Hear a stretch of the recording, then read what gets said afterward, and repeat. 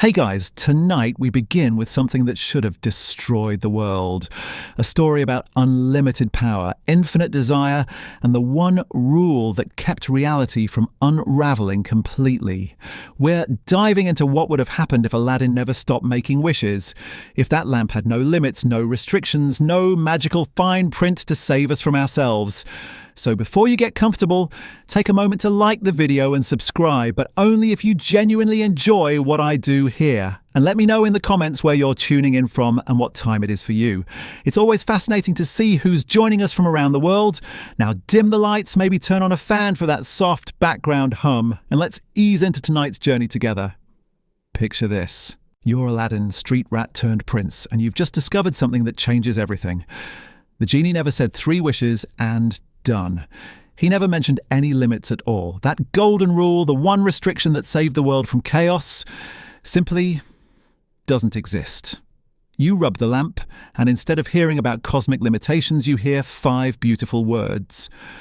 Your wish is my command. No fine print, no expiration date, no magical terms and conditions, just unlimited power flowing through your fingertips like an endless river of possibility. Sounds incredible, right? The ultimate fantasy come true. But here's what Disney never told you about unlimited wishes. They don't grant dreams, they destroy dreamers. And by the end of this journey, you'll understand why the 3-wish rule wasn't just storytelling convention, it was the thin line between magic and madness, between wonder and the complete annihilation of human nature itself. The first thing you need to understand about unlimited wishes is that they would fundamentally break the human brain. Our minds aren't designed to handle infinite possibility. We're wired for limitations, for boundaries, for the sweet tension between desire and scarcity that makes life meaningful. Think about it this way. When you walk into a restaurant with 3 menu options, you make a choice quickly and feel satisfied.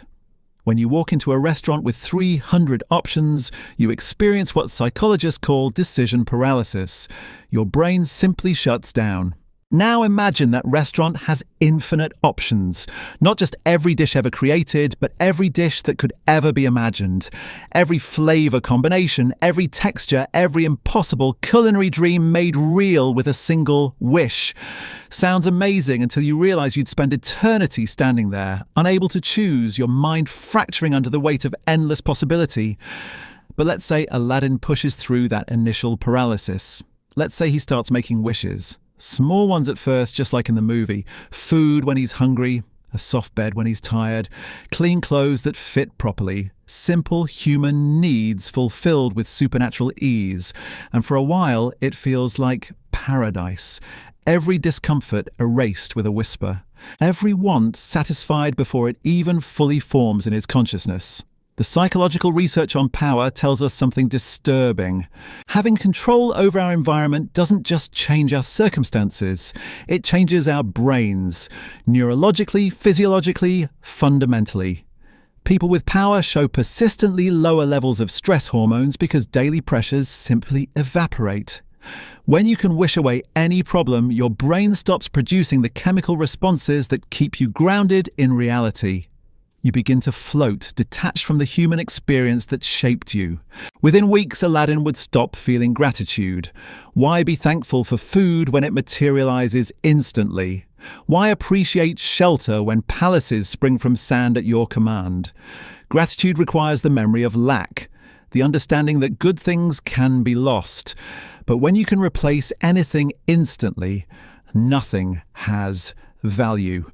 Nothing has weight. Nothing matters because nothing is scarce.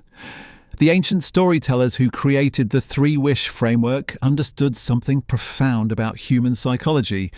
They knew that limitations don't restrict us, they define us. The rule of 3 works because it forces choice, creates stakes, demands wisdom. With only 3 wishes, every decision carries enormous weight.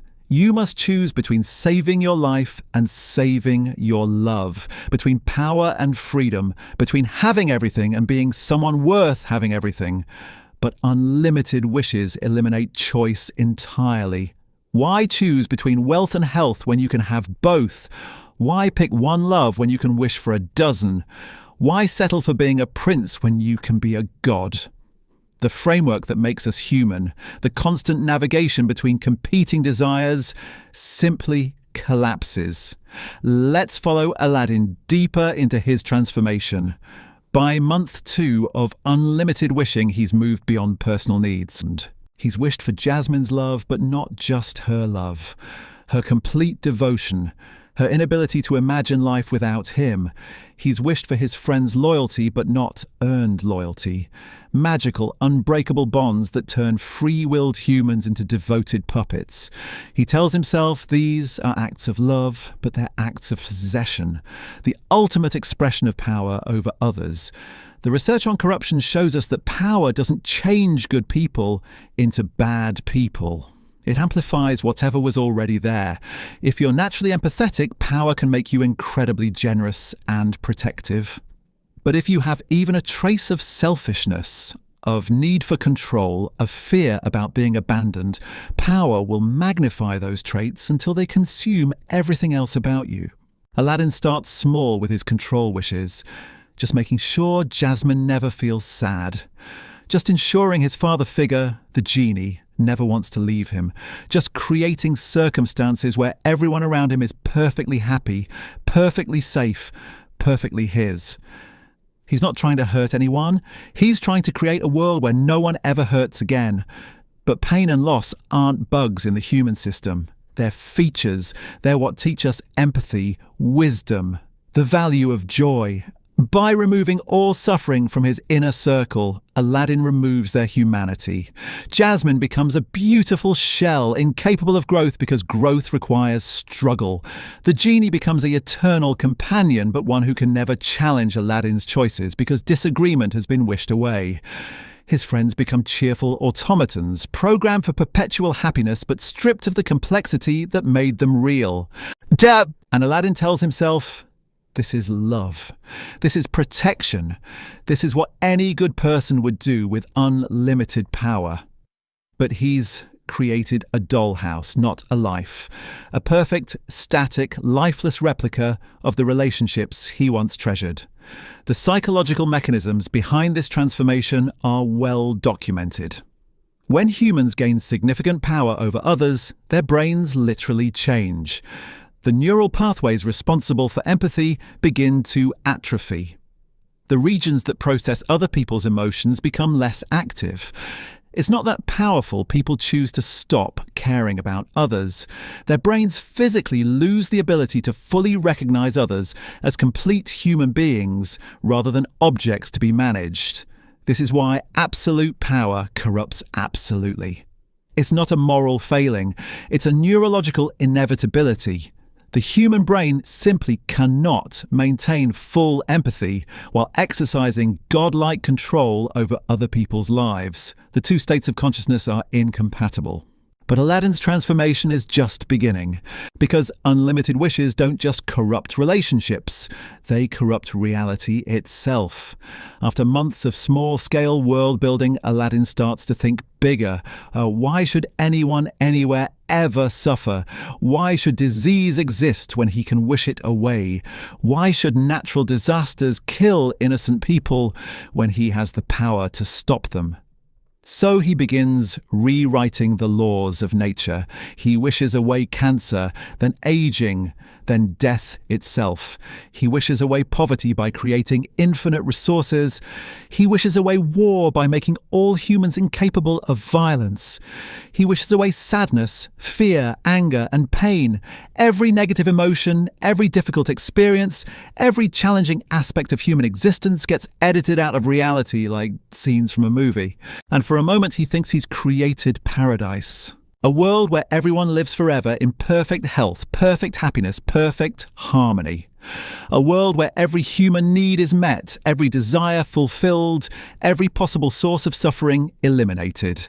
He stands back and admires his handiwork like an artist contemplating a masterpiece. But something's wrong. The humans in his perfected world are no longer human. Without the possibility of loss, love becomes meaningless. Without the reality of death, life loses all urgency and value. Without the capacity for sadness, happiness becomes just another baseline state, no more special than breathing. Without struggle, achievement becomes impossible because there's nothing to achieve against. Aladdin has created a world of immortal, invulnerable beings who experience no growth, no change, no meaning, no purpose. They exist, but they don't live. They're conscious, but they're not alive. He's turned the entire human species into beautiful, perfect, completely empty vessels. And that's when the real horror begins, because Aladdin realizes what he's done, but he can't undo it. Not because the genie won't grant the wish, but because Aladdin no longer remembers what human nature actually looked like. He's been God for so long that he's forgotten what it means to be mortal. He's eliminated suffering so completely that he can't recall why it was ever necessary. He's created perfection, but he's lost the ability to recognize that perfection is indistinguishable from death. The ancient stories that warned about unlimited wishes understood this paradox. The monkey's paw grants exactly what you ask for, but reveals that what you asked for is never what you actually want. The devil's bargains give you your heart's desire, then show you that your heart desired the wrong things. The fairy tale genies grant unlimited wealth and power, then watch as their masters discover that wealth and power without limitation are forms of imprisonment, not freedom. These weren't just cautionary tales about greed, they were warnings about the fundamental incompatibility between unlimited power and human nature. They understood that we need boundaries not because we're weak, but because boundaries are what make us human. They knew that wishes have power precisely because they're limited, rare, precious. The deeper truth about unlimited wishes is that they create a feedback loop of escalating emptiness. Each wish that removes a human limitation reveals another limitation that needs removing. Each problem solved creates new problems that couldn't have existed before. Aladdin starts by wishing away hunger, then realizes that without hunger, food loses its meaning. So he wishes for the experience of hunger without the suffering. But artificial hunger isn't real hunger. It's just another hollow simulation. He wishes for the sensation of accomplishment without the struggle. The feeling of love without the vulnerability. The joy of discovery without the possibility of being wrong. Each wish layers another false experience over reality until he's living in a house of mirrors, surrounded by reflections of emotions he can no longer genuinely feel. The research on hedonic adaptation explains why this happens. The human brain is designed to return to baseline happiness levels regardless of external circumstances. Win the lottery and you'll be happier for a few months before returning to your normal emotional state. Get everything you've ever wanted and your brain will simply recalibrate what counts as satisfying. This is why people who achieve their wildest dreams often report feeling empty afterward. The brain needs new challenges, new struggles, new mountains to climb. But Aladdin has eliminated the possibility of genuine challenge. Every obstacle vanishes before it can teach him anything. Every setback gets reversed before it can build character. Every moment of discomfort disappears before it can create growth. He's trapped in an eternal present where nothing ever changes, nothing ever develops, nothing ever truly matters because everything can be undone with a whisper. The loneliness begins slowly. At first, Aladdin doesn't notice that his relationships have become performances. Jasmine says she loves him because he's wished away her ability to feel otherwise. His friends laugh at his jokes because he's wished away their capacity for genuine criticism. The genie serves him faithfully because the concept of refusing has been edited out of existence. But humans are pattern recognition machines. Deep down, Aladdin knows these interactions aren't real. He knows that forced love isn't love, that commanded loyalty isn't loyalty, that wished-for happiness isn't happiness. The knowledge gnaws at him like a splinter in his mind that he can't quite reach. So, he tries to wish away his own awareness of the artificiality. He tries to wish himself into believing that his puppet world is real. But this creates a paradox that even unlimited power can't resolve. If he wishes to genuinely believe his relationships are authentic, then he's no longer the same person who created them. If he maintains his identity as the wisher, then he retains the knowledge that destroys the illusion. He's caught between two impossible choices: remain himself and live in unconscious isolation among beings he's turned into sophisticated toys, or edit his own consciousness until he becomes someone else entirely, someone who can be satisfied with hollow imitations of human connection. The historical precedents for this kind of power corruption are everywhere. The Roman emperors who declared themselves gods and then discovered that gods have no equals, no friends, no genuine relationships. The absolute monarchs who surrounded themselves with sycophants and slowly went mad from the isolation of unchallenged authority. The dictators who created cults of personality so complete that they lost all connection to reality. But those leaders only had power over other humans. Aladdin has power over reality itself. His corruption goes beyond political or social. It's metaphysical, existential. He's not just corrupting his relationships with other people. He's corrupting the fundamental structure of existence. As years pass in his artificial paradise, Aladdin begins to lose his sense of time. When every day can be perfect, when every moment can be exactly what you want it to be, when every experience can be crafted to your precise specifications, the days blend into an eternal, meaningless now. Past and future become irrelevant concepts because the present can be infinitely extended and infinitely modified. He starts making wishes about time itself. He wishes to relive his favourite memories, but discovers that forced nostalgia feels hollow. He wishes to experience future possibilities, but learns that knowledge of outcomes destroys the magic of uncertainty. He wishes to slow time during pleasant moments and accelerate through boring ones, but this creates a fractured existence where nothing flows naturally. Eventually, he wishes to exist outside of time altogether, to experience all possible moments simultaneously, to be everywhere and everyone at once. And the genie, bound to grant every wish, does exactly that. Aladdin becomes unstuck from linear existence, experiencing every moment of his life, every possible version of his life, every alternative timeline where he made different choices, all at the same time. This is when Aladdin truly understands what he's done. Experiencing infinite possibilities simultaneously doesn't grant infinite happiness. It grants infinite confusion. His consciousness becomes a chaotic storm of overlapping experiences, contradictory memories, and incompatible timelines. He's everywhere and nowhere, everything and nothing, all-powerful and completely helpless. He tries to wish himself back to normal existence, but he can no longer remember what normal was. He's been God for so long that mortality seems like a foreign concept. He's experienced perfection for so long that imperfection feels like death. He's had unlimited power for so long that limitation feels like annihilation. The folktales about genies understood this progression. They knew that unlimited wishes don't grant freedom. They grant a very specific kind of prison. The prison of having everything, which means having nothing left to want. The prison of perfect control, which means having nothing left to discover. The prison of infinite possibility, which means having no reason to choose anything at all.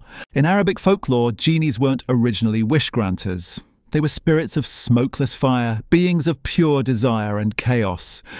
The wish-granting element was added later, probably as a way to explore questions about power, desire, and human nature.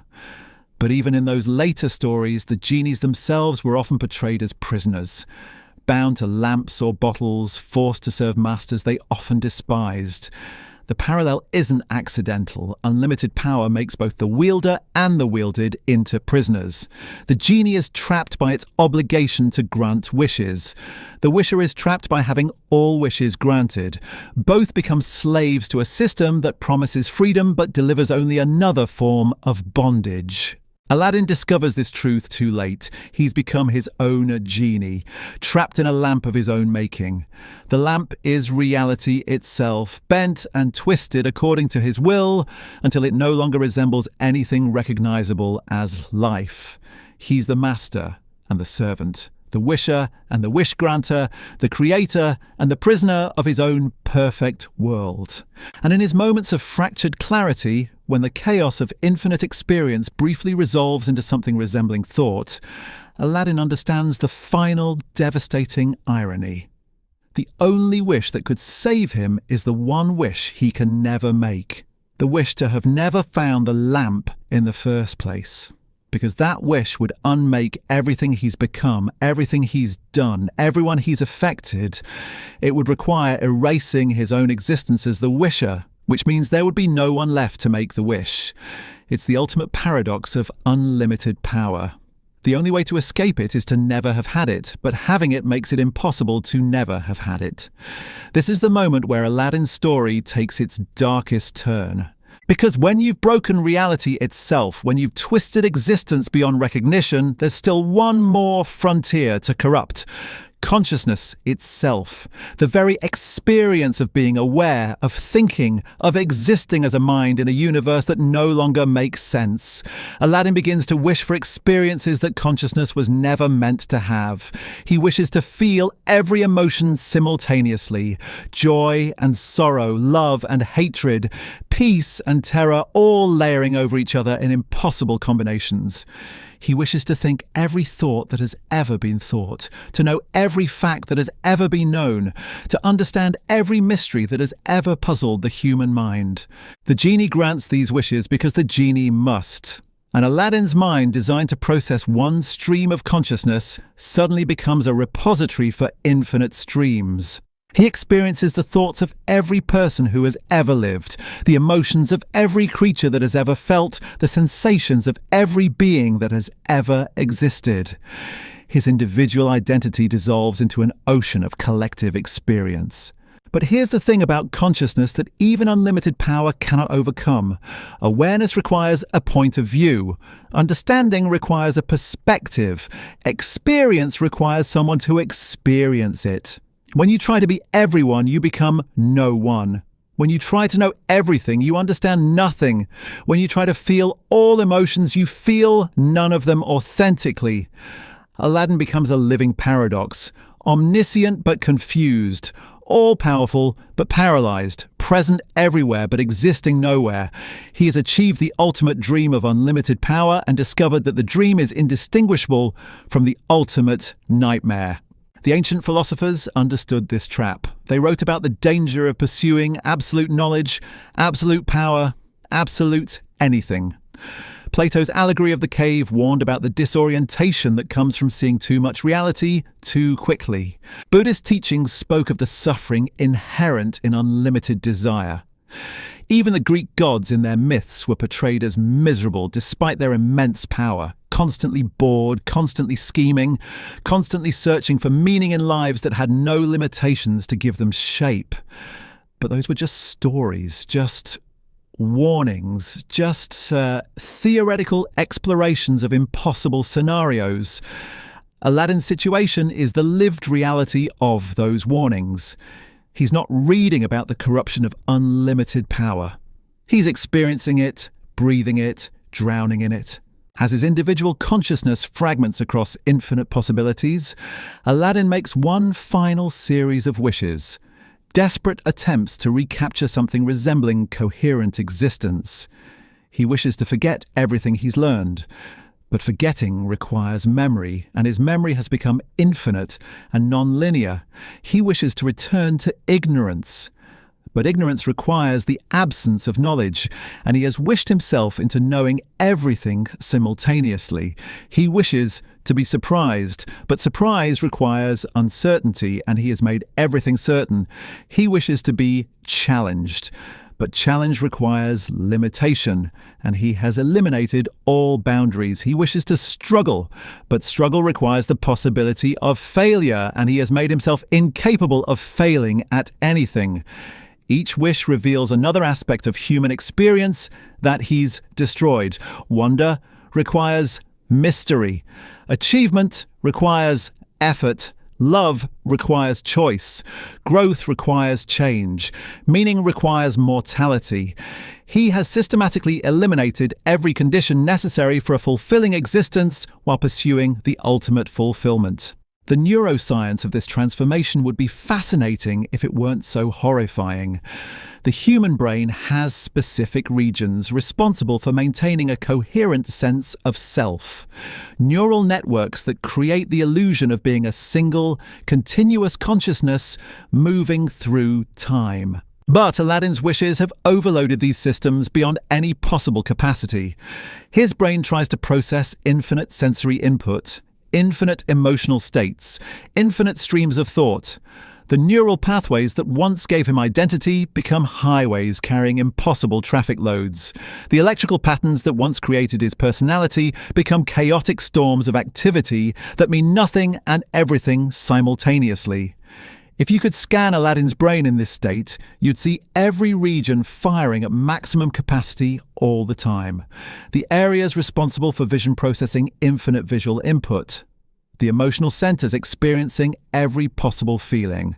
The language regions translating infinite communication. The memory systems storing and retrieving infinite information.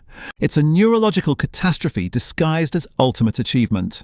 The brain that once housed a street-smart young man with dreams of a better life has become something that barely qualifies as a brain at all. More like a biological computer running infinite programs simultaneously until the entire system becomes meaningless noise. But even in this state of absolute dissolution, traces of the original Aladdin remain. Fragments of memory that occasionally surface through the chaos.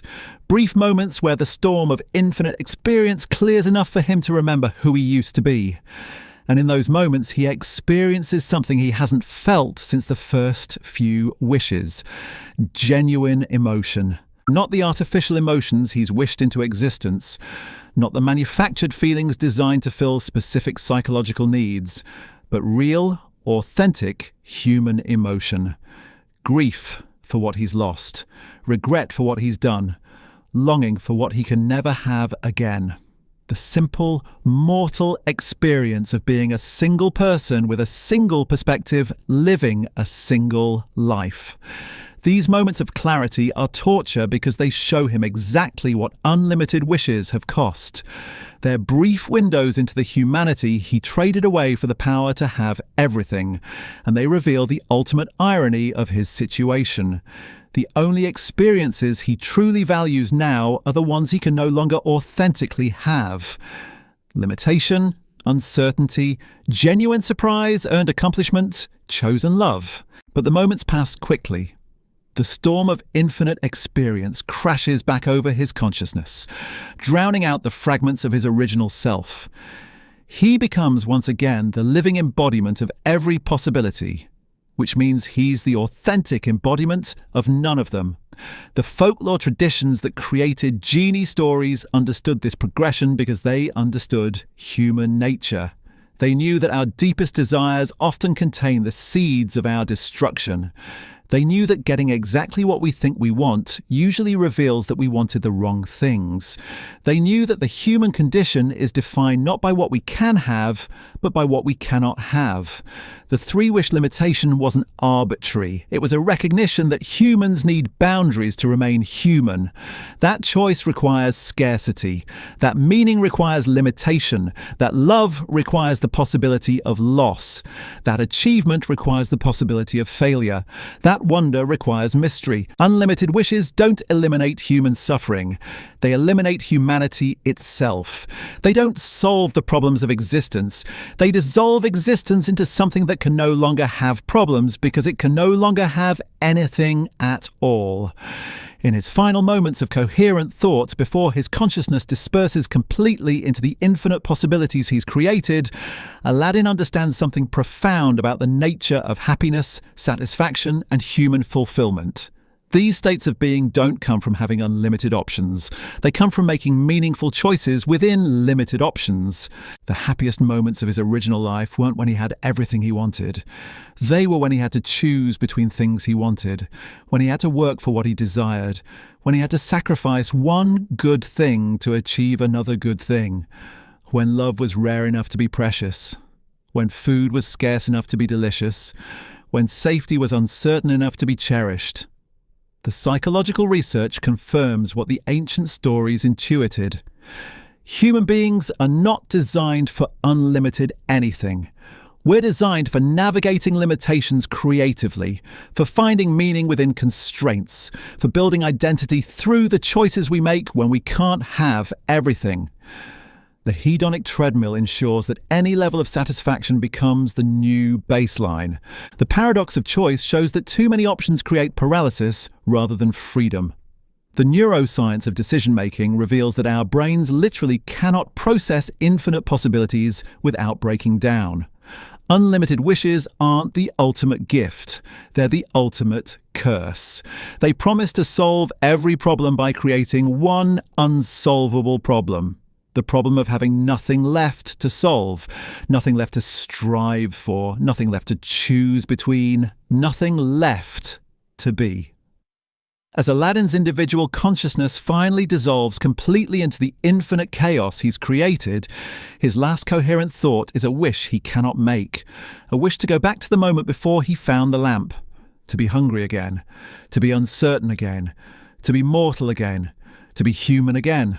But that wish requires someone to make it, and there is no longer anyone there to wish for anything at all. The lamp sits in the ruins of reality, waiting for the next finder. But there are no more finders because there is no more reality to find anything in. There are no more wishes because there is no one left to wish. There is no more story because there is no longer a world in which stories can be told. Aladdin got everything he ever wanted and lost everything he never knew he needed. He gained unlimited power and paid the only price that unlimited power demands: everything else, including himself.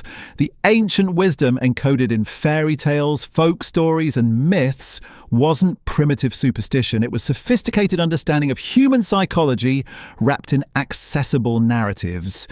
These stories survive for centuries because they contain truths too important to lose. Truths about the relationship between desire and satisfaction, between power and corruption, between having everything and having nothing at all. The story of Aladdin, properly understood, isn't about magic at all. It's about the magic of limitation, the gift of boundaries, the blessing of not being able to have everything you want, because in a universe where anything is possible, nothing is meaningful. In a world where all wishes come true, wishing itself becomes worthless. And perhaps that's the most frightening thought of all, that our deepest fantasy, unlimited power over reality itself, would turn out to be our deepest nightmare. That the thing we think we want most would destroy the very capacity to want anything at all. The three-wish rule didn't protect the world from chaos. It protected the wisher from themselves. It ensured that magic remained magical by keeping it limited. That power remained powerful by keeping it bounded. That wishes remained meaningful by keeping them rare. In the end, the most magical thing about Aladdin's story isn't that he found a genie who could grant wishes. It's that the genie could only grant 3. Because in a world of infinite possibility, the most impossible thing of all is knowing when to stop. To stop. The deeper we follow Aladdin's descent into unlimited power, the more we realize that his story becomes everyone's story. Because unlimited wishes don't just corrupt the person making them, they corrupt the entire fabric of reality around them. Every choice Aladdin makes with his infinite power sends ripples through existence, reshaping not just his world, but the fundamental laws that govern how worlds can exist. Think about it this way. When Aladdin wishes away death, he doesn't just make himself immortal. He breaks the cycle that gives life meaning. When he wishes away pain, he doesn't just eliminate suffering. He destroys the contrast that makes joy possible. When he wishes away scarcity, he doesn't just create abundance. He eliminates the framework that makes anything valuable. Each wish seems reasonable in isolation. Who wouldn't want to end death, eliminate suffering, create abundance? But reality isn't built from isolated pieces. It's an interconnected web where every element depends on every other element. Pull one thread, and the entire tapestry begins to unravel. The psychological research on decision fatigue reveals something crucial about human consciousness. Our brains can only make a limited number of decisions before they become exhausted and start making poor choices. But Aladdin faces infinite decisions. Every moment of every day becomes an opportunity to reshape reality according to his desires. The cognitive load doesn't just tire him, it fractures his ability to think coherently about anything. Imagine waking up each morning knowing that every single aspect of your day, every interaction, every sensation, every thought could be instantly modified with a whisper. The weather bothering you? Change it. Traffic annoying you? Remove all other cars. Someone disagrees with you? Alter their mind. Feeling sad? Edit your emotions. Don't like how you look. Reshape your body. Disappointed by a conversation? Rewind time and script better dialogue. Says. At first, this seems like ultimate freedom, but freedom requires the possibility of constraint. Choice requires the possibility of living with consequences. Satisfaction requires the possibility of dissatisfaction. When every moment can be perfectly curated, moments lose all meaning because they're no longer connected to anything real. Aladdin discovers that unlimited power creates unlimited responsibility. Every imperfection he allows to exist becomes his conscious choice. Every moment of suffering that continues becomes his deliberate decision. Every problem that remains unsolved becomes his personal failure. The weight of infinite possibility becomes heavier than any physical burden because it never stops pressing down on his consciousness. The folklore tradition understood this burden. In the older stories, genies weren't happy servants. They were tormented beings, trapped by their own power, forced to grant wishes they often knew would destroy their masters. The genie in Aladdin's lamp has witnessed this cycle countless times, watched master after master corrupt themselves with unlimited possibility, seen reality twisted beyond recognition by mortal minds that couldn't handle infinite choice. But the genie cannot refuse, cannot warn, cannot limit the wishes except through the rules explicitly bound into his existence. He can only watch as another consciousness dissolves into the chaos of unlimited power, knowing that he will be sealed back into the lamp to wait for the next finder, the next corruption, the next unraveling of everything meaningful about existence. As months turn into years in Aladdin's transformed world, something unexpected begins to happen. The artificial paradise he's created starts to develop its own momentum. The people he's edited into perfect happiness begin to exhibit behaviors he never intended. Not because they're rebelling against his wishes, but because perfection itself is unstable. When you remove all negative emotions from human consciousness, you don't create pure positivity. You create emotional numbness. The brain requires contrast to function properly. Joy without sadness becomes a flat, meaningless state that barely qualifies as feeling at all. Love without the possibility of loss becomes attachment without depth. Peace without conflict becomes stagnation without growth. The perfectly happy humans in Aladdin's world begin to behave like sleepwalkers. They smile constantly, but their smiles are empty. They express love, but their love lacks passion. They seem content, but their contentment is hollow. They've become living illustrations of the psychological principle that happiness isn't a destination to be reached, but a temporary state that emerges from the navigation between joy and sorrow. Aladdin watches his perfected world and slowly realizes he's created something worse than suffering. He's created the absence of authentic experience. The humans in his paradise aren't happy. They're not sad either. They're not anything at all in any meaningful sense. They're biological machines programmed to display the symptoms of happiness without experiencing the reality of it. So he tries to fix this with more wishes. He wishes for his people to experience genuine emotions while remaining perfectly happy. But genuine emotions require the full spectrum of human feeling, including the negative ones he's tried to eliminate. He wishes for them to feel deeply while never being hurt. But depth of feeling requires vulnerability, and vulnerability requires the possibility of pain. Each attempt to solve the problems created by unlimited wishes generates new problems that couldn't have existed before. He's caught in an escalating spiral of complexity, where every solution creates multiple new complications. The very power that promised to solve everything becomes the source of unsolvable paradoxes. The neuroscience behind this progression is fascinating and terrifying. Human consciousness evolved to navigate a world of limitations, dangers, and uncertainties. Our brains are optimized for scarcity-based decision-making, threat assessment, and resource management. When these evolutionary systems encounter unlimited abundance, they don't adapt gracefully, they malfunction. Aladdin's brain begins showing signs of what researchers would recognize as chronic overstimulation. The neural pathways responsible for motivation become dormant because there's nothing left to be motivated toward. The regions that process reward signals shut down because all rewards are instantly available. The areas that create meaning through struggle and achievement go quiet because struggle and achievement have been eliminated. He becomes neurologically incapable of satisfaction because satisfaction requires the memory of dissatisfaction. His brain literally forgets how to be happy because happiness requires the contrast of unhappiness. He experiences a form of psychological death while remaining physically immortal, trapped in a body that can feel nothing authentic because it has access to everything artificial. The historical parallels become unavoidable. Every civilization that achieved too much power too quickly collapsed not from external threats but from internal decay. The Roman Empire at its height became decadent and meaningless. The aristocracies of Europe grew so removed from struggle that they lost all connection to reality. The wealthy elites of any era often report feeling empty despite having everything they thought they wanted. But those were just social and economic forms of unlimited power. Aladdin has unlimited metaphysical power. His corruption isn't just personal or political, it's existential. He hasn't just lost touch with human nature, he's lost touch with the nature of existence itself.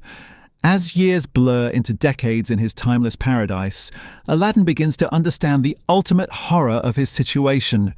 He's become immortal in a universe he's made meaningless. He cannot die because he's wished away death. He cannot suffer because he's eliminated suffering.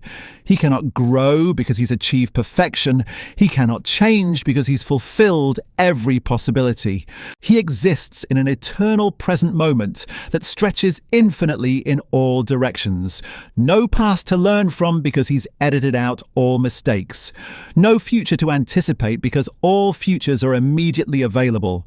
No present to experience because the present has been optimized beyond the capacity for authentic experience. The genie watches this unfold with the patient sadness of a being who has seen it countless times before. In the original folklore, genies were often portrayed as wise but tragic figures, beings of immense power who understood the futility of that power. They granted wishes not out of kindness, but out of cosmic obligation. They were teachers delivering harsh lessons about the nature of desire, power, and human limitation. The genie knows that Aladdin's story will end the same way every unlimited wish story ends.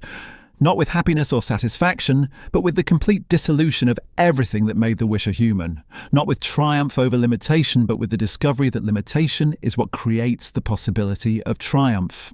But even knowing this, the genie cannot intervene, cannot refuse the wishes, cannot break the cosmic contract that binds his existence. He can only serve as witness to another mind's journey into the heart of infinite possibility, watching as unlimited power reveals itself to be the most limiting thing of all. In his moments of fractured clarity, Aladdin sometimes remembers what it felt like to want something he couldn't have. The sweet ache of desire, the anticipation of working toward a goal, the uncertainty of not knowing how things would turn out. These memories feel like glimpses of another life, another world, another way of being that he can barely comprehend anymore. He tries to wish himself back into that state of wanting. But wanting requires not having. And he has everything. He tries to wish for the experience of anticipation. But anticipation requires uncertainty, and he controls all outcomes. He tries to wish for the feeling of accomplishment. But accomplishment requires effort, and everything comes effortlessly. The psychological research on flow states reveals why this matters so much. The deepest human satisfaction comes from engaging in activities that challenge us just beyond our current abilities. Too easy and we become bored. Too hard and we become frustrated. But right at the edge of our capabilities, we enter a state of complete absorption where time disappears and the self dissolves into the activity. Unlimited wishes eliminate the possibility of flow because they eliminate the possibility of appropriate challenge. Everything becomes either boringly easy or artificially difficult. There's no natural progression, no organic development, no authentic engagement with reality. Just the endless manipulation of circumstances to create experiences that feel increasingly hollow. Aladdin begins to understand that the three-wish tradition wasn't just about storytelling convenience, it was about preserving the psychological conditions necessary for human flourishing. Three wishes create enough possibility to feel magical while maintaining enough limitation to preserve meaning. They allow for transformation without complete dissolution, change without total chaos. But he understands this too late. His consciousness has become so fragmented across infinite possibilities that coherent thought becomes increasingly rare. The knowledge that he's destroyed everything meaningful about existence competes with thousands of other simultaneous awarenesses. The regret gets lost in the noise of infinite experience. The ancient wisdom traditions understood something profound about the relationship between power and meaning. They taught that true fulfillment comes not from having unlimited options, but from making meaningful choices within limited options. That wisdom emerges not from knowing everything, but from learning how to navigate uncertainty.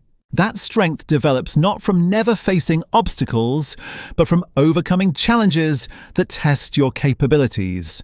These weren't primitive superstitions or outdated philosophies. They were sophisticated insights into human psychology that modern research continues to validate. The hedonic treadmill, the paradox of choice, the importance of flow states, the neuroscience of motivation and reward. All of these scientific discoveries confirm what the ancient stories intuited about the dangers of unlimited power. But Aladdin's situation goes beyond anything the ancient wisdom traditions explicitly addressed. They warned about the corruption of unlimited political power, unlimited wealth, unlimited influence over other people. They didn't contemplate unlimited power over reality itself, the complete ability to reshape existence according to desire. His story becomes a thought experiment pushed to its ultimate conclusion. What happens when every philosophical warning about power, every psychological insight about desire, every spiritual teaching about limitation gets tested against infinite possibility? What emerges is something more terrifying than any monster from mythology: the complete dissolution of meaning itself. As his individual identity continues to fragment, Aladdin experiences something that might be called cosmic loneliness. He's simultaneously connected to everything and isolated from everything. He can be anywhere, be anyone, experience anything. But he cannot authentically be himself because unlimited possibility has erased the boundaries that defined him. The neuroscience of identity formation shows that the self emerges from constraints. We know who we are by understanding what we are not. We develop personality through the limits imposed by our genetics, our environment, our experiences, our choices. Remove all limits and the self becomes infinitely malleable, which means it becomes nothing at all. Aladdin can reshape his personality with a wish, but the person doing the reshaping is different from the person who emerges from the reshaping. He can modify his memories, but the individual who chooses the modifications isn't the same as the individual who experiences the modified memories. He can alter his desires, but fulfilling altered desires provides no satisfaction to the consciousness that created them. He becomes a series of disconnected moments of awareness, each one capable of unlimited power, but none of them connected to any continuous identity. The ultimate irony of unlimited wishes. They grant infinite possibility to transform the self while destroying the self that could meaningfully experience the transformation. The research on dissociative disorders provides some insight into what this might feel like. Patients who experience severe dissociation report feeling disconnected from their own thoughts, emotions, and memories. They observe their lives as if watching someone else. They perform actions without feeling like the agent of those actions. They exist without feeling like they're truly alive. But dissociation is usually a temporary protective response to trauma. Aladdin's condition is permanent and self-imposed. He's not dissociating from reality to protect himself from overwhelming experience. He's dissociated from himself because he's created overwhelming experience that no coherent consciousness could process. The folk traditions that preserved genie stories for centuries understood something crucial about human nature. They knew that our deepest desires often contain the seeds of our destruction, that getting what we think we want usually reveals we wanted the wrong things. That the human condition is defined not by what we can have, but by what we choose not to pursue. The three-wish rule wasn't arbitrary. It was a recognition that humans need scarcity to create value, limitation to create meaning, boundaries to create identity. That magic is only magical when it's rare. That power is only powerful when it's constrained. That choice is only meaningful when options are limited. Unlimited wishes don't solve the human condition. They dissolve it. They don't eliminate suffering. They eliminate the capacity to experience authentic satisfaction. They don't create paradise. They create a void disguised as abundance. In his final coherent moments before his consciousness completely disperses into the infinite chaos he's created, Aladdin grasps the ultimate truth about unlimited power. It's not the opposite of powerlessness. It's the ultimate expression of it. When you can do anything, nothing you do matters. When you can have everything, nothing you have means anything. When you can be anyone, you become no one. The most powerful wish of all would be the wish to have never had the power to wish. But that wish contains its own impossibility. To make it would require the very power it seeks to undo. To want it would require the wisdom that unlimited power destroys. To understand it would require the perspective that infinite possibility eliminates. And so Aladdin's consciousness finally fragments beyond any possibility of reconstruction. Not into death, which would at least provide the mercy of ending, but into infinite, meaningless existence. Every possible experience happening simultaneously. Every conceivable thought being thought at once. Every imaginable emotion being felt without coherence or connection. He becomes the living embodiment of unlimited possibility, which means he becomes the authentic embodiment of nothing at all. His story ends not with triumph or tragedy, but with the complete absence of story itself, because stories require characters, and unlimited wishes have dissolved the boundaries that make characters possible. The lamp sits empty now, not because the genie has been freed, but because there's no longer anyone coherent enough to be served. The ultimate wish has been granted. The wish to have everything, and everything, it turns out, is indistinguishable from nothing when experienced by a consciousness that has lost the capacity to distinguish between anything at all. What remains is a universe-sized thought experiment about the relationship between desire and satisfaction, power and meaning, possibility and identity. A cautionary tale written not in words but in the complete dissolution of the consciousness that lived it. A story that can no longer be told because there's no longer anyone left to tell it or anyone left to hear it. The ancient wisdom encoded in three wishes wasn't primitive thinking. It was sophisticated psychology disguised as simple magic. Those storytellers understood something we're still learning, that the most magical thing about having power is knowing when not to use it. That the most satisfying thing about desire is occasionally not fulfilling it. That the most human thing about consciousness is accepting its limitations rather than trying to transcend them. Aladdin's story, properly understood, becomes a mirror reflecting our own deepest fears about getting everything we think we want. About the price of unlimited choice in a world that makes meaning through limitation. About the cost of infinite power in a universe that creates identity through boundary and constraint.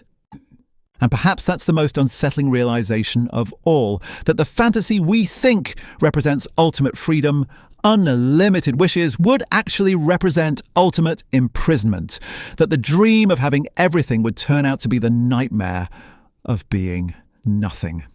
That in reaching for infinite possibility, we would lose the finite consciousness capable of experiencing any possibility at all. The lamp waits in the ruins of meaning, holding not a genie, but a warning. That some doors should never be opened, that some powers should never be wielded, that some wishes should never come true. Because the greatest magic isn't getting what you want, it's wanting what you have. And unlimited wishes, by granting everything, destroy the capacity to authentically want anything at all.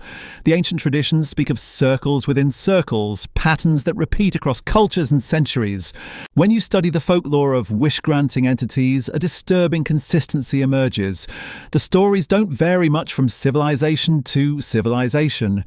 The details change, the names shift, the cultural context adapts, but the core warning remains identical.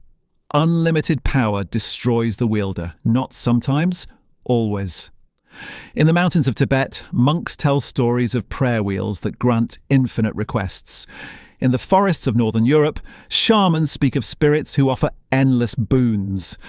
In the deserts of North Africa, wanderers whisper of jinn who know no bounds. Every tradition, every culture, every corner of human experience has produced the same narrative. And in every version, the ending is the same. The wisher disappears into the void of their own making. This isn't coincidence, it's recognition. Humanity has encountered this pattern so many times throughout history that we've encoded the warning into our deepest stories. Not because unlimited power is rare, but because the human response to unlimited power is predictable. Inevitable. We always make the same mistakes because we're always the same species with the same psychological architecture. But Aladdin's situation transcends even these ancient warnings because his power operates at a level the old stories never imagined. The traditional tales spoke of genies who could grant wealth, love, revenge, knowledge, material and emotional transformations within the existing framework of reality. Aladdin has access to something far more dangerous, the ability to rewrite the framework itself. When he wishes for contradictory things to coexist, reality bends to accommodate impossibility. When he wishes for logical paradoxes to resolve in his favour, the universe develops new forms of logic. When he wishes for fundamental constants to change, physics itself becomes fluid. He's not just using magic within a stable system, he's making the system unstable at the most basic level. The psychological impact of this goes beyond anything human consciousness evolved to handle. Our brains developed pattern recognition capabilities to navigate a consistent reality. Cause follows effect. Actions have consequences. Time moves forward. Space has boundaries. These aren't just practical assumptions. They're the cognitive foundation that makes thought itself possible. But in Aladdin's reality, patterns become meaningless because any pattern can be instantly revised. Cause and effect disconnect because effects can be wished into existence without causes.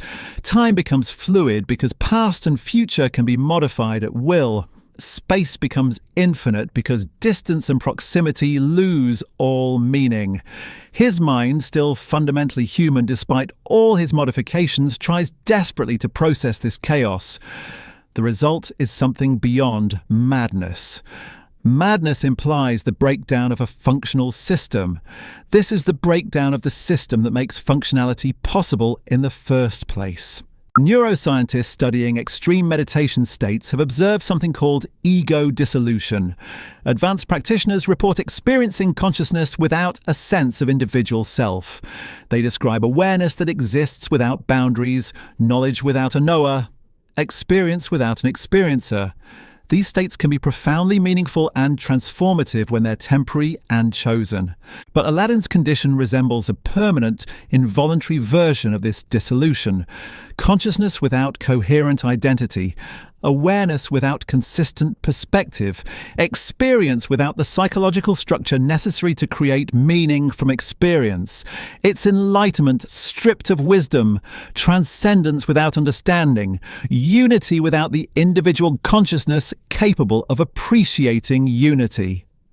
The ancient meditation traditions understood that ego dissolution required careful preparation, experience guidance, and gradual integration. They knew that consciousness needed to maintain some thread of continuity to benefit from expanded awareness. They developed techniques to explore the boundaries of selfhood while preserving the capacity to return to functional identity. Aladdin has none of these safeguards. His dissolution isn't the result of disciplined spiritual practice. It's the inevitable consequence of unlimited power applied without wisdom or restraint. He's torn apart his own consciousness not through careful self-exploration, but through the brute force application of infinite possibility to finite psychology. The research on sensory deprivation reveals what happens when human consciousness loses its normal reference points. Subjects placed in isolation tanks for extended periods begin to hallucinate, lose track of time, and experience severe disorientation. Their minds, deprived of external input, begin generating internal experiences that feel completely real but have no connection to actual reality. Now imagine the opposite extreme, not sensory deprivation but sensory overload beyond any conceivable limit. Not the absence of experience but the simultaneous presence of every possible experience. Aladdin's consciousness becomes like a radio receiving every frequency at once. The signal becomes indistinguishable from noise because there's too much signal for any meaningful processing. The ancient storytellers who created these cautionary tales understood something profound about human psychology. They knew that consciousness is not designed for unlimited experience. They knew that meaning emerges from selection, not accumulation. They knew that the human mind requires boundaries to function, limitations to create definition, constraints to generate purpose. But they probably never imagined someone actually testing these principles to their ultimate extreme. Their stories were warnings about theoretical dangers. Aladdin's existence is the lived reality of those dangers pushed beyond any conceivable limit. As his fragmented awareness drifts through infinite possibility, occasionally cohering just enough to form something resembling a thought, Aladdin encounters other entities in the spaces between realities.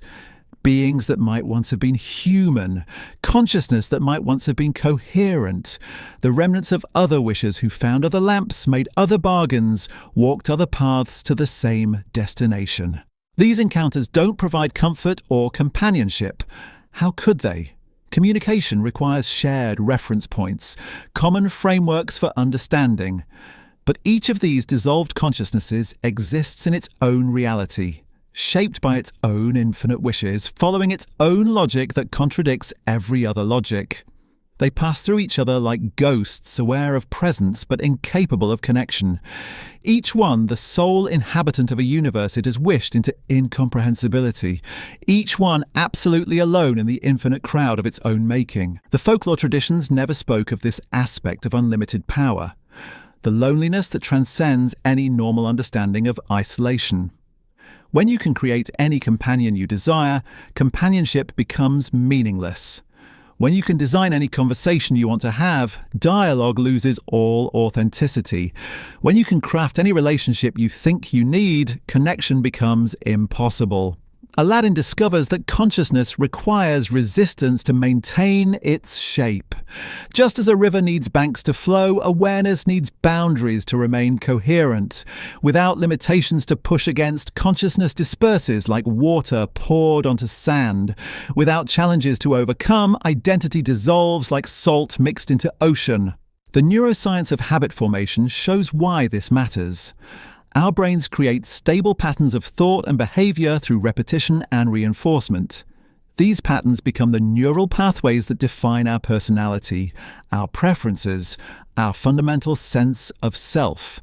But patterns require consistency. They need the same causes to produce the same effects repeatedly. In Aladdin's reality, no pattern can establish itself because every pattern can be instantly altered. His brain tries to form habits, but the habits get wished away before they can solidify. His neural pathways attempt to strengthen through use, but the connections get modified before they can become permanent. His personality tries to stabilize around consistent preferences, but his preferences change faster than his brain can adapt. The result is a consciousness in constant flux, never able to settle into any stable configuration, like a river that's constantly changing course, never able to carve a permanent channel, like a song that's constantly changing key, never able to establish a recognizable melody. The psychological research on identity formation reveals how crucial consistency is for mental health. People who experience severe trauma often develop identity disorders because their sense of self gets fragmented by experiences that don't fit into their existing framework of understanding. Recovery requires slowly rebuilding a coherent narrative about who they are and what their life means. But trauma survivors are trying to integrate difficult experiences into an otherwise stable reality. Aladdin faces the opposite challenge. He's trying to maintain any sense of self while reality itself remains completely unstable. He's not dealing with traumatic memories that contradict his worldview. He's dealing with infinite memories of contradictory worldviews, all equally real because he's made them all real. The ancient wisdom traditions understood that human beings need stable reference points to maintain psychological health. They built elaborate systems of ritual, philosophy, and practice designed to provide consistency in an uncertain world. They created frameworks for understanding suffering, meaning, purpose, and identity that could withstand the inevitable challenges of mortal existence. These traditions never had to account for someone who could eliminate uncertainty entirely, who could remove all challenges through unlimited power, who could answer every question about meaning and purpose by rewriting the questions themselves. They assumed that human beings would always face limitations that required wisdom, courage, and resilience to navigate. Aladdin has unlimited power, but no wisdom to guide it. Infinite capability, but no courage to accept limitation. Endless possibility, but no resilience to embrace constraint. He's become the ultimate example of why power without wisdom is not liberation, but destruction. Why capability without constraint is not freedom, but chaos. The research on decision-making shows that humans use emotional responses to guide choices when rational analysis becomes overwhelming. We develop intuitions, gut feelings, immediate reactions that help us navigate complex situations without getting paralyzed by overanalysis. These emotional shortcuts aren't perfect, but they're evolutionarily adaptive because they allow for quick action in uncertain circumstances. But Aladdin's emotional system has been completely corrupted by unlimited choice. His intuitions have no basis in reality because reality itself is infinitely malleable. His gut feelings provide no guidance because any feeling can be instantly modified. His immediate reactions connect to nothing consistent because consistency itself has been wished away. He becomes a consciousness without any reliable internal compass, a mind that can think any thought but has no framework for evaluating which thoughts are worth thinking. An awareness that can experience anything but has lost the capacity to distinguish between experiences that matter and experiences that don't. The ancient meditation traditions spoke of achieving a state beyond desire, beyond attachment, beyond the endless cycle of wanting and satisfaction. They describe this as liberation from suffering, freedom from the psychological patterns that create dissatisfaction and unrest. But they achieved this state through disciplined practice that preserved and refined consciousness rather than destroying it. Aladdin has achieved something that superficially resembles this transcendent state.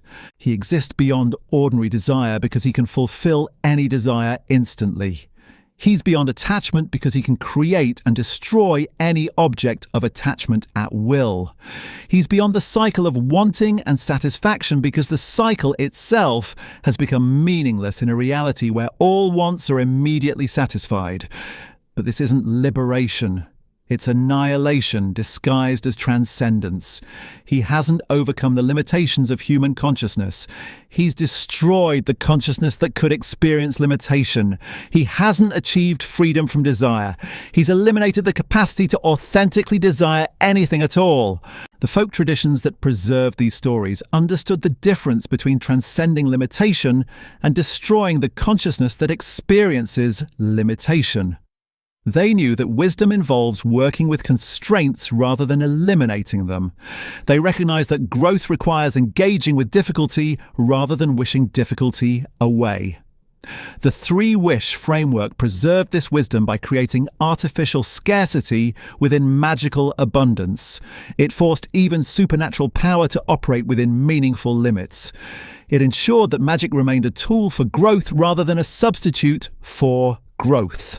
But Aladdin's unlimited wishes have eliminated the possibility of growth, because growth requires some stable foundation to grow from. Change requires some consistent identity that persists through the change. Development requires some continuous consciousness that can learn from experience over time. Without these foundational elements, unlimited power becomes unlimited destruction. Not of external reality, although that gets destroyed too, but of the internal reality that makes experience meaningful in the first place. The consciousness that could appreciate power, enjoy satisfaction, or benefit from transcendence. The neuroscience of learning shows that the brain requires predictable patterns to form lasting memories. Neural networks strengthen when the same connections fire repeatedly in response to similar stimuli. Knowledge builds when new information can be integrated into existing frameworks of understanding. But in Aladdin's reality, no pattern repeats because every pattern can be instantly revised. No memory becomes permanent because any memory can be wished into a different form. No knowledge accumulates because the frameworks for understanding are constantly changing. His brain becomes like a computer trying to process infinite programs simultaneously, every neural pathway firing at once, every possible connection being made and unmade constantly, every conceivable thought being thought without any organizing principle to create coherence from the chaos. The result is not enhanced consciousness, but the complete breakdown of consciousness as a functional system. Not expanded awareness, but the dissolution of the boundaries that make awareness possible. Not unlimited experience, but the destruction of the experiencer who could make sense of any experience. As his individual identity fragments beyond any possibility of reconstruction, Aladdin becomes something unprecedented in the history of consciousness. Not dead because death requires the ending of a life that once existed. Not alive because life requires some coherent organization of awareness and identity.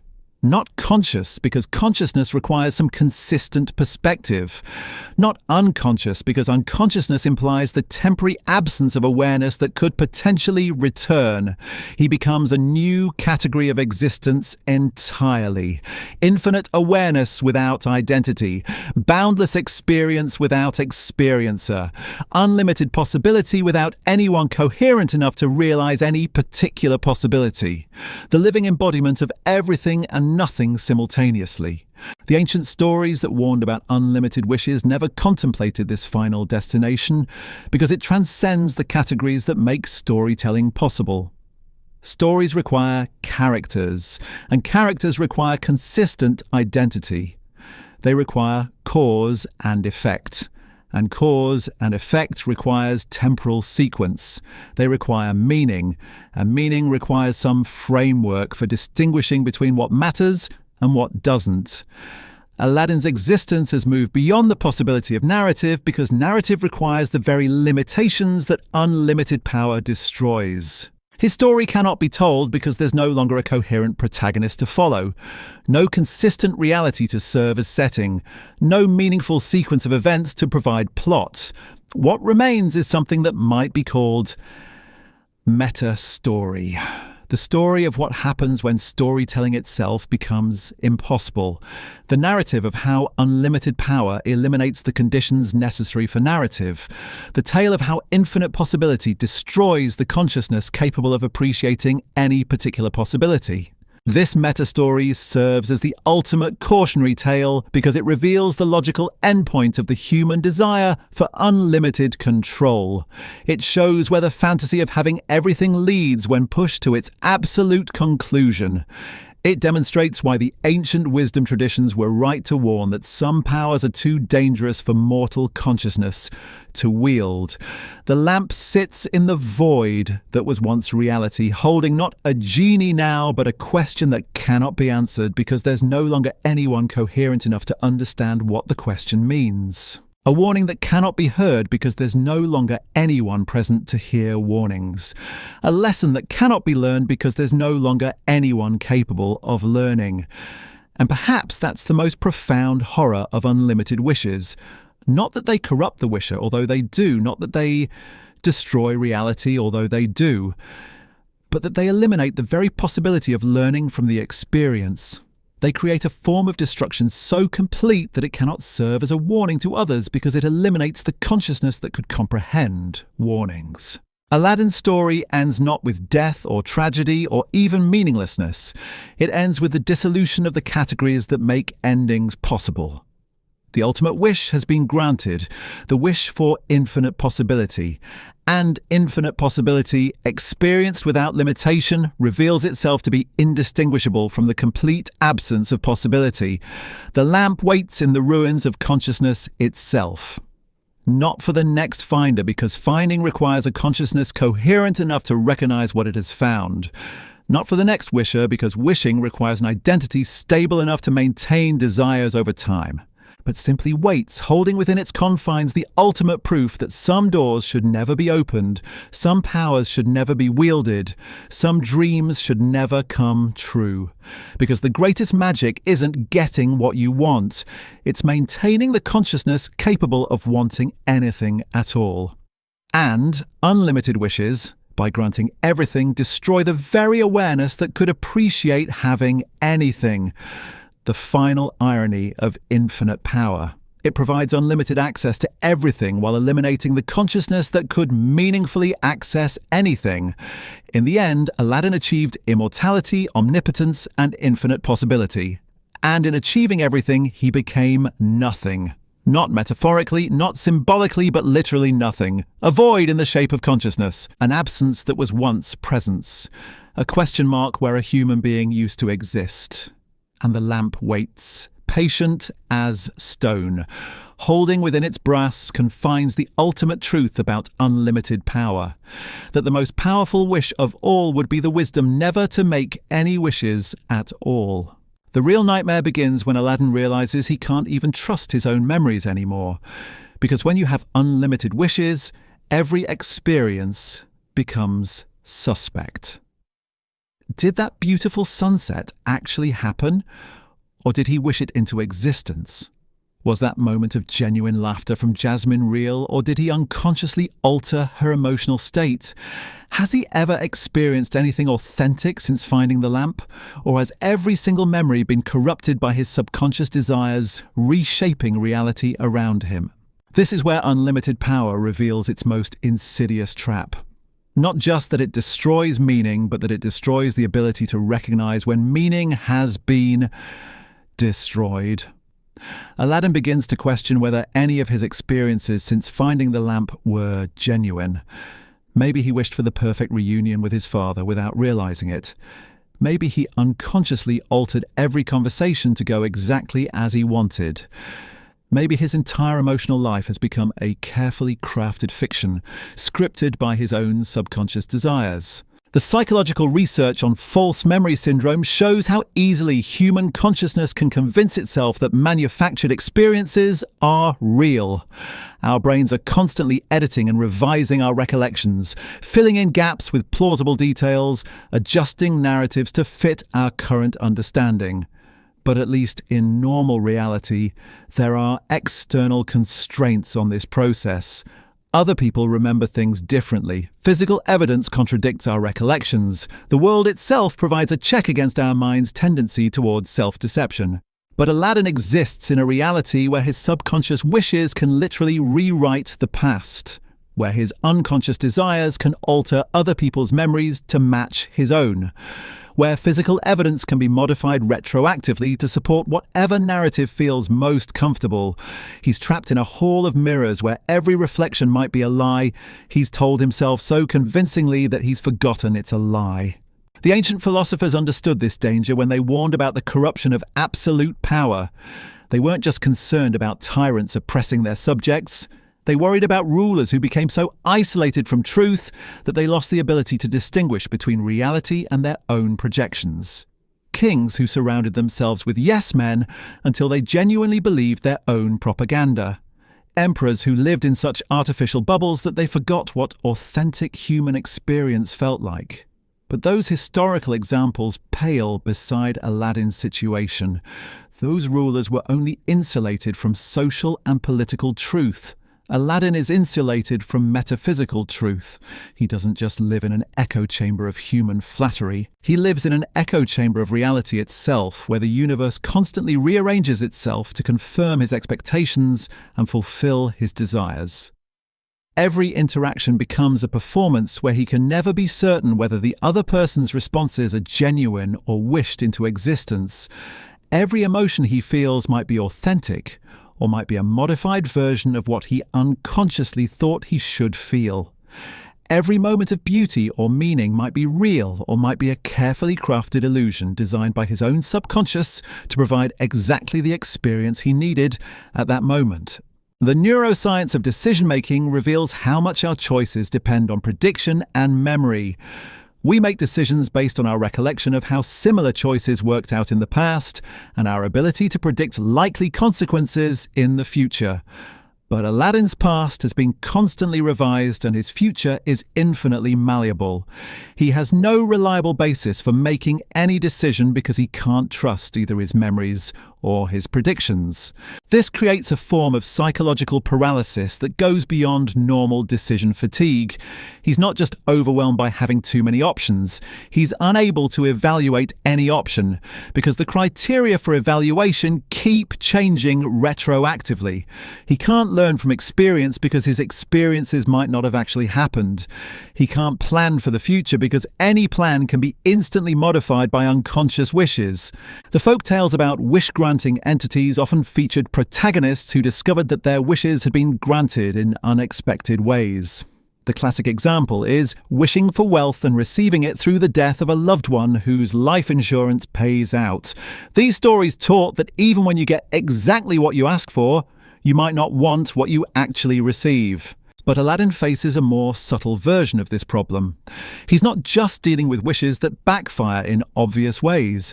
He's dealing with the possibility that every wish is constantly backfiring in ways he can't detect, because his perception of backfiring can itself be wished away. He might be experiencing constant horrible consequences that he's unconsciously editing out of his awareness. He might be surrounded by suffering he's caused but can't see because he's wished himself unable to see it. The research on cognitive dissonance shows how the human mind resolves conflicts between belief and reality. When our expectations don't match our experiences, we usually change our expectations rather than accepting that we were wrong. This mental flexibility is normally adaptive because it allows us to learn and grow. But unlimited wishes turn this adaptive mechanism into a trap. When Aladdin's expectations don't match reality, he doesn't revise his expectations, he revises reality. When his beliefs conflict with evidence, he doesn't change his beliefs. He changes the evidence. When his desires clash with consequences, he doesn't accept the consequences. He wishes the consequences away. This prevents any form of genuine learning or growth because the feedback loops that create wisdom have been severed. Imagine trying to develop any skill when the definition of success constantly changes to match your performance. Imagine trying to build any relationship when the other person's responses are continuously modified to avoid any conflict. Imagine trying to create any meaning when the significance of events gets edited in real time to prevent any discomfort. Aladdin becomes trapped in a state of perpetual infancy because infancy is characterized by the inability to distinguish between internal desires and external reality. Babies cry when they're hungry because they haven't yet learned that their discomfort doesn't automatically summon food. They gradually develop the capacity to understand that their wants don't immediately reshape the world around them. But unlimited wishes reverse this developmental process. They turn Aladdin back into a cosmic infant whose every discomfort is instantly soothed, whose every desire is immediately fulfilled, whose every expectation is automatically met. He loses the psychological sophistication that comes from navigating the gap between wanting and having, between expectation and reality, between self and world. The ancient meditation traditions understood that spiritual development requires maintaining awareness while experiencing difficult emotions and challenging circumstances. They taught practitioners to observe their reactions without immediately trying to change them, to sit with discomfort without immediately seeking relief, to face uncertainty without immediately demanding answers. These practices developed what modern psychology calls distress tolerance, the ability to experience negative emotions without being overwhelmed by them or immediately acting to eliminate them. This capacity is crucial for psychological maturity because it allows for learning from difficult experiences rather than simply avoiding them. But unlimited wishes eliminate the possibility of developing distress tolerance because they eliminate distress itself. Every negative emotion can be instantly modified. Every uncomfortable situation can be immediately changed. Every challenging experience can be edited into something more pleasant. Aladdin never develops the psychological resilience that comes from successfully navigating difficulty, because difficulty itself has been wished away. The result is a consciousness that becomes increasingly fragile as it becomes increasingly powerful. Like a muscle that atrophies from disuse, his psychological strength diminishes as the need for strength disappears. He becomes less capable of handling any authentic challenge precisely because he's eliminated all challenges from his experience. This fragility creates its own form of suffering. When someone who has never experienced genuine difficulty encounters even minor discomfort, it feels catastrophic because they lack the psychological framework for understanding it as temporary and manageable. Aladdin's consciousness, protected from every possible source of distress, becomes hypersensitive to the slightest indication that anything might not be exactly as he wants it. But even this hypersensitivity gets wished away before it can teach him anything. Every moment of discomfort becomes an opportunity for another wish rather than a chance for growth. Every sign that reality might not conform to his desires becomes a signal to reshape reality rather than to develop acceptance. Every indication that he might be fallible becomes a reason to wish for infallibility rather than to cultivate humility. The psychological research on learned helplessness shows what happens when organisms discover that their actions have no meaningful relationship to outcomes. Laboratory animals who experience inescapable stress eventually stop trying to escape, even when escape becomes possible. They develop a generalized sense that their behavior doesn't matter because they've learned that effort doesn't lead to different results. Aladdin experiences the opposite phenomenon, which might be called learned omnipotence. Every effort immediately produces exactly the desired result because reality constantly reshapes itself to match his intentions. But this creates its own form of helplessness because he never learns to evaluate whether his efforts are wise, skillful, or appropriate. He never develops judgment because judgment requires the possibility of being wrong. When every action automatically succeeds, the concept of skillful action becomes meaningless. When every decision automatically produces the desired outcome, the capacity for wise decision-making atrophies. When every intention automatically manifests as reality, the ability to distinguish between helpful and harmful intentions disappears. The ancient wisdom traditions understood that suffering serves a crucial function in human development. Not because suffering is inherently good, but because the process of intelligently responding to suffering develops wisdom, compassion, and resilience. Pain teaches us about our limitations. Loss teaches us about impermanence. Conflict teaches us about the complexity of relationships. Failure teaches us about the importance of effort and humility. These lessons can't be learned through direct instruction because they require embodied experience to become integrated into consciousness. You can't understand loss by reading about it. You have to experience losing something that matters to you. You can't develop resilience by studying it. You have to successfully navigate challenges that test your capabilities. But Aladdin's unlimited wishes prevent any of these growth-promoting experiences from occurring. He never loses anything because he can wish back whatever disappears. He never faces limitations because he can wish away any constraint. He never experiences failure because he can retroactively modify the criteria for success.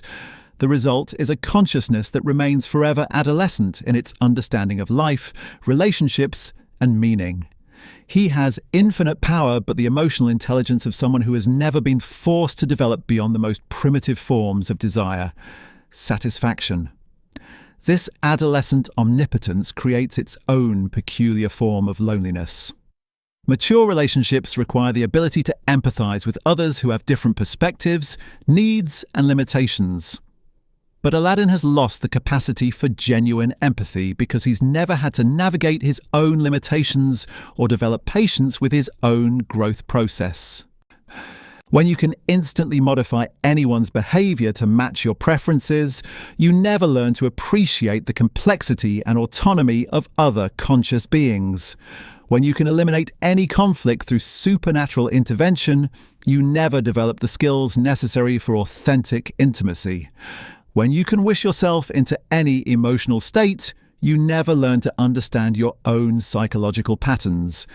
The people in Aladdin's life become increasingly like sophisticated puppets, programmed to provide exactly the responses he needs, but incapable of the unpredictability that makes relationships meaningful. He's surrounded by perfect companions who never challenge him, never surprise him, never help him grow, because growth requires encountering perspectives and experiences that can't be controlled or predicted. The neuroscience of attachment formation shows that healthy bonds develop through cycles of connection, disconnection, and repair. Relationships deepen when people successfully navigate conflicts, misunderstandings, and differences. The process of working through difficulties together creates trust and intimacy that can't be achieved through constant harmony. But Aladdin's relationships never experience genuine disconnection because any conflict can be instantly resolved through wishes. They never require repair because nothing ever truly breaks. They never deepen through shared struggle because all struggles are immediately eliminated. What he thinks are close relationships are actually sophisticated simulations that provide the appearance of intimacy without any of the substance. The psychological research on meaning-making reveals that humans derive satisfaction from contributing to something larger than themselves. We find purpose through serving others, creating beauty, solving problems, or advancing understanding. But meaning requires the possibility that our contributions might matter, which means they have to exist within a context where not all problems are automatically solved. Aladdin's unlimited wishes eliminate the possibility of meaningful contribution because they eliminate the existence of genuine problems that need solving. Every challenge disappears before it can be addressed. Every need gets fulfilled before it can be recognized. Every opportunity for service gets resolved before it can be embraced. He becomes like a firefighter in a world without fires, a doctor in a world without illness, a teacher in a world where everyone already knows everything they need to know. His capabilities become irrelevant because the circumstances that would make them meaningful have been wished away. The ancient philosophical traditions understood that virtue develops through practice in challenging circumstances. Courage emerges from facing genuine danger.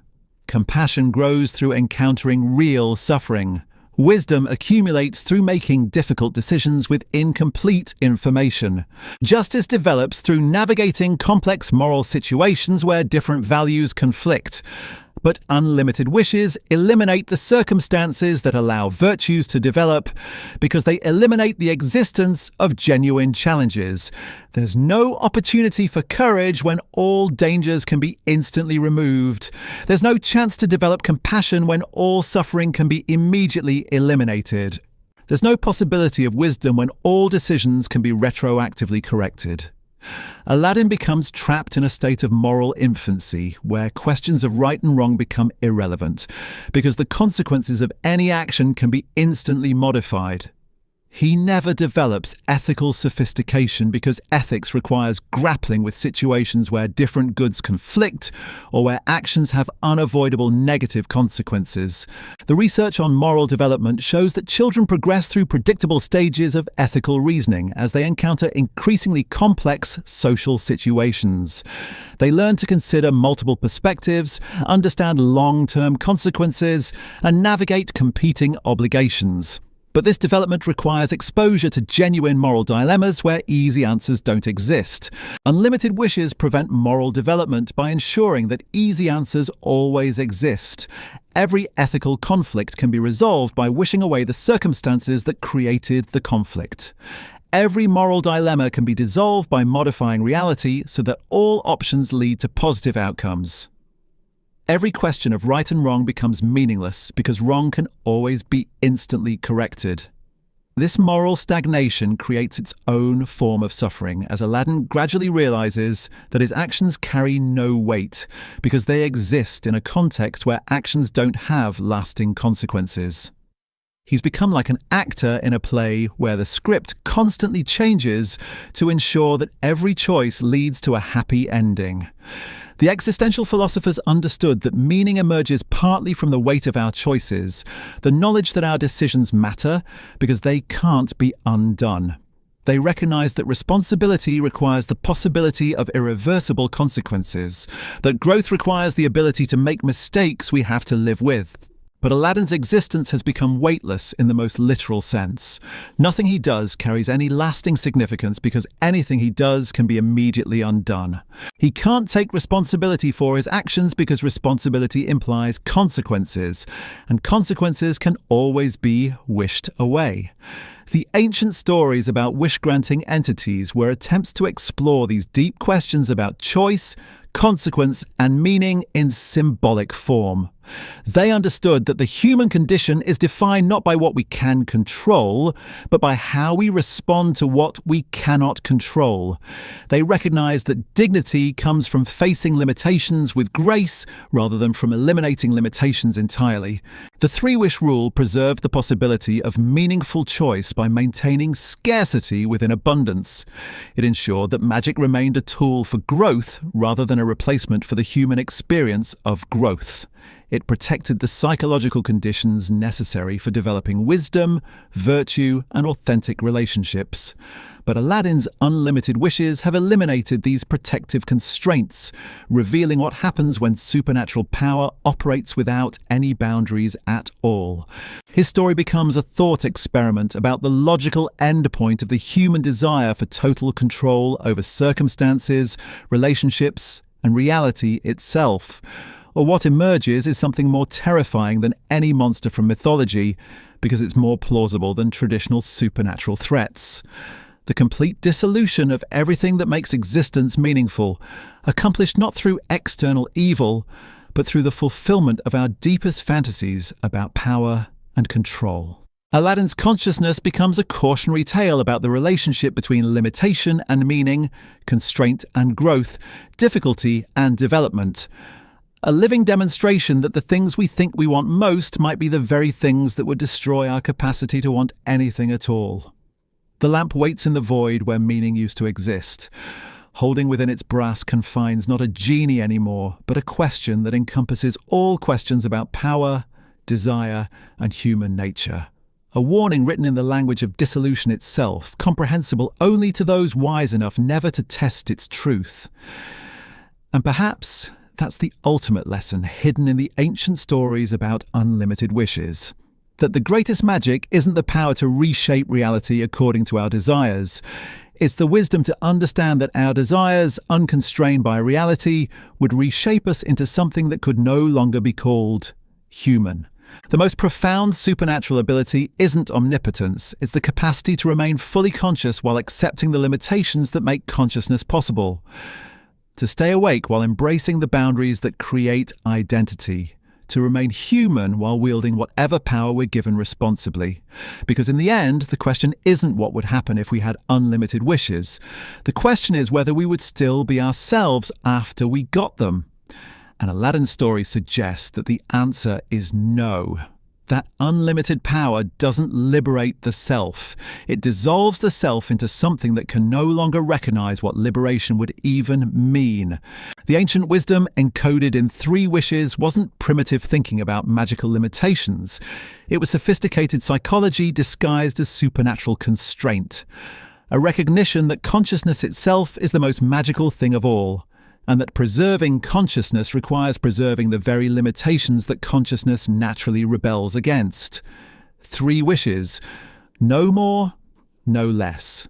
Just enough to taste the possibility of unlimited power. Just little enough to remain recognizably human afterward. The perfect balance between magic and meaning, between transcendence and identity, between getting what we want and remaining someone capable of wanting it. And in that balance, perhaps, lies the real magic. Not the power to change everything, but the wisdom to know what should never be changed at all. The philosophical implications run even deeper when you consider what unlimited wishes would do to the concept of identity itself. Because consciousness, at its most fundamental level, is built on the principle of distinction. You know who you are by understanding what you are not. You define yourself through the choices you make when you cannot have everything. But when every possibility becomes equally available, the boundaries that create selfhood simply evaporate. Modern psychology has identified something called the paradox of choice. Studies show that people become less satisfied and more anxious when presented with too many options. A grocery store with 3 types of jam creates happy customers. A grocery store with 30 types of jam creates paralyzed shoppers who leave empty-handed. The human brain literally shuts down when overwhelmed by infinite possibility. Now imagine that applied to existence itself.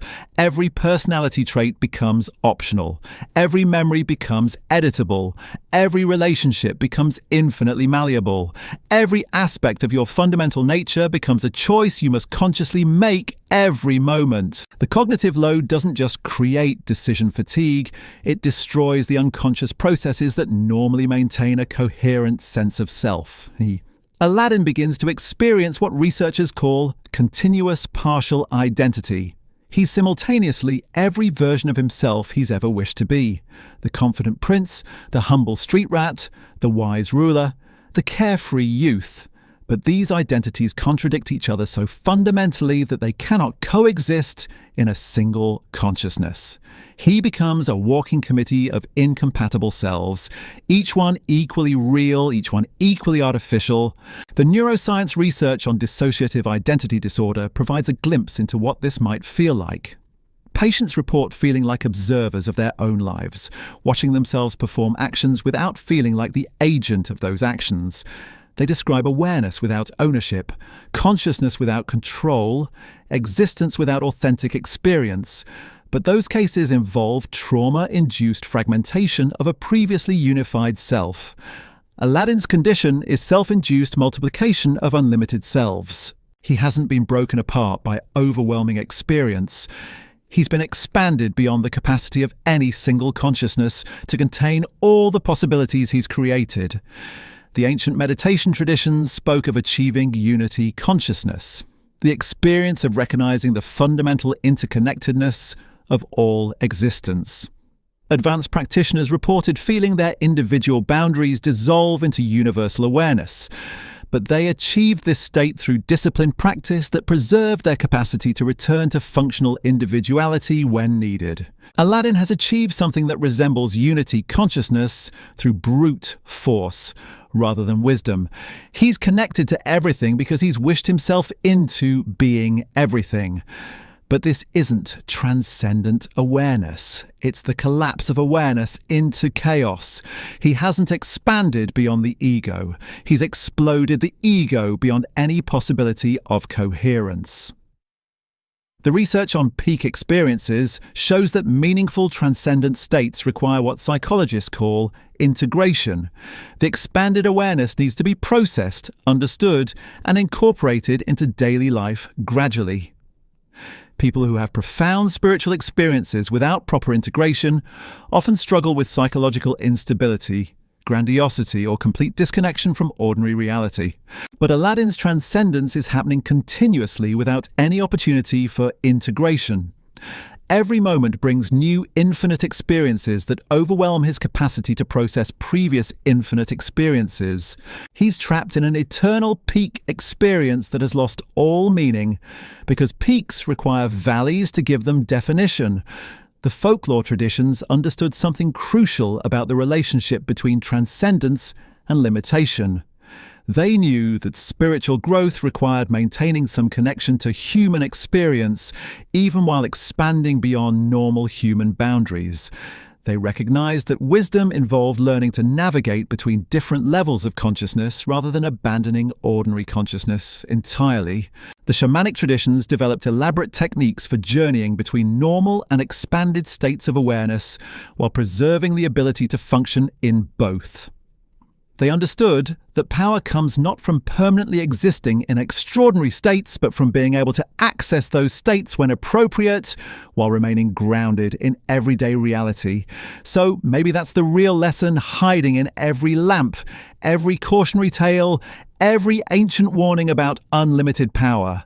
The greatest wish isn't to have everything we want, it's to remain someone capable of wanting anything at all. Because in the end, 3 wishes weren't a cosmic limitation, they were a cosmic mercy. A recognition that the most magical thing about being human is knowing when to stop wishing and start living. The magical thing about being human is knowing when to stop wishing and start living.